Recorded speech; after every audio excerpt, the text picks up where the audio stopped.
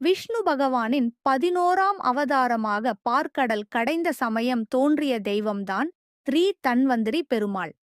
அமுத கலசத்துடன் ஒளிவிட்டு எழுந்த இவர் உலகிற்கே ஆயுள், ஆரோக்கியம், நோயில்லா வாழ்க்கை வழங்கும் நோக்கத்தில் அவதரித்தார்.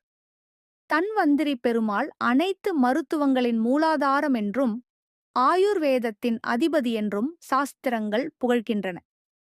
அவரை பக்தியுடன் நினைப்பவர்களுக்கு நோய் விலகி மன அழுத்தம் குறைந்து உடல் மனம் இரண்டுக்கும் சமநிலை பிறக்கும். ஓம் நமோ பகவதே வசுதேவாய தன்வந்தரையே மந்திரத்தை ஜபிப்பதால் ஆரோக்கிய சக்தி பெருகி வாழ்க்கையில் அமைதி நிலைக்கும் என நம்பப்படுகிறது.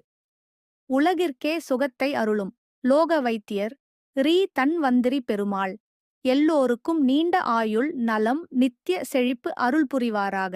இந்த வீடியோ உங்களுக்கு